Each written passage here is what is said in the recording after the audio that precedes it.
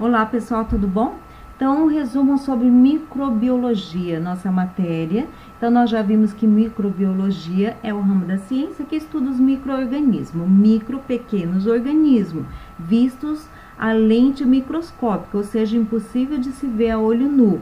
E eles contribuem para quê? Eles contribuem em toda a natureza, em todo o ecossistema, em todo o mundo.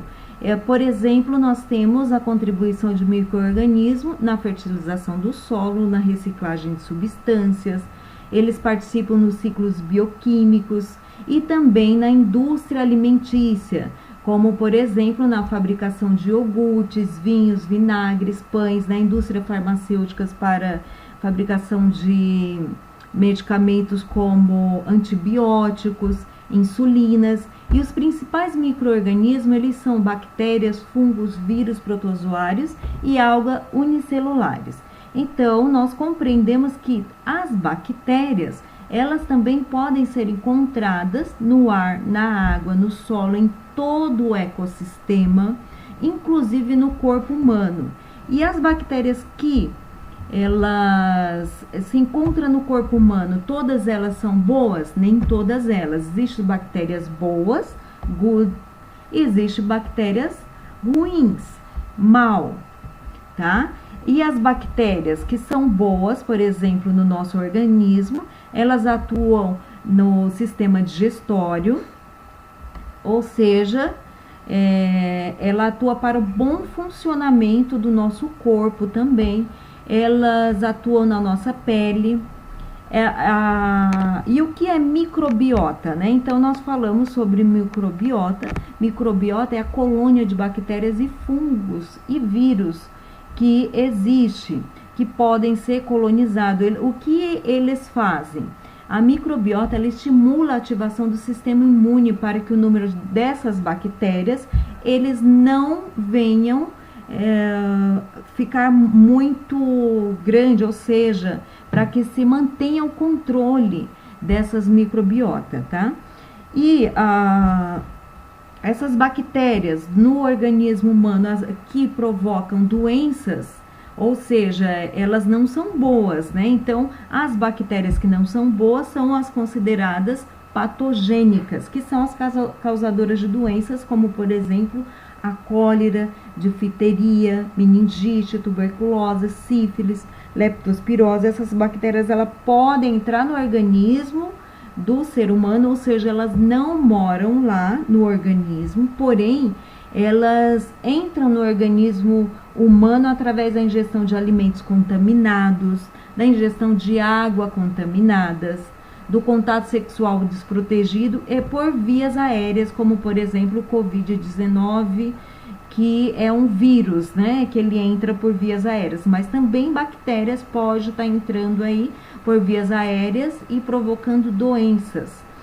E falando de doenças, nós também falamos sobre os fungos, que causam doenças como por exemplo micose de unha, pé de atleta, frieira, candidíase, os vírus que também provocam doenças como AIDS, catapora, cachumba, Covid-19, e os protozoários, que são os protozoários parasitas, eles também causam doenças como amebíase, giardíase, desinteria. E nós vimos também sobre a diferença da desinteria e a diarreia. Os sinais e sintomas deles são muito parecidos, porém, a desinteria, geralmente as fezes da pessoa, além de ser líquida, vêm acompanhadas com mucos de sangue, ou seja, com sangue. E a leishmaniose, nós, entre diversos tipos de leishmaniose, temos a leishmaniose tegumentar e a visceral. E patologias provocadas por plateumintos, nós temos, por exemplo, a cistercicose, que é a doença provocada pela carne do porco contaminada, e a tênia, que também é uma patologia, uma doença provocada através do consumo de alimentos contaminados, né? Então, são esses plateumintos, né? Eles são parasitas E esses parasitas, eles se proliferam principalmente na falta de saneamento básico. A falta de saneamento básico para a população, ela é extremamente grave, porque ela expõe a população a graves doenças, a epidemias, deixa a população exposta, né, a vírus, bactérias, protozoários, e principalmente, dentre diversos tipos de doenças, as gastrointestinais. Tá? As doenças provocadas por parasitas, que por falta de saneamento básico, são principalmente, elas acontecem principalmente devido à ingestão de alimentos contaminados, através também da pele, por ferimentos. E as infecções hospitalares, que nós falamos aí sobre a nossa última aula, elas são consideradas as principais causas de morbidade, que é o conjunto de doenças capazes de produzir doença, e de mortalidade, que além de aumentarem o tempo de hospitalização do paciente, eleva o custo do tratamento hospitalar. Então, devido a esse grande número de infecções hospitalares, foram criadas a CCIH, que é a Comissão de Controle de Infecção Hospitalar.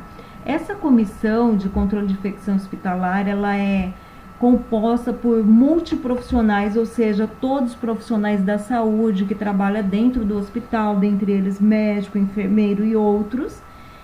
Esse tipo de comissão de controle de infecção hospitalar, ele existe para quê? Para manter e avaliar o programa de controle de infecção hospitalar, ou seja, para saber por que tantas pessoas estão sendo contaminadas, por que está acontecendo tanta infecção hospitalar, e para que se estabeleça programas para minimizar essa situação de infecção hospitalar, por exemplo, de reeducação ou de educação continuada para a equipe de saúde.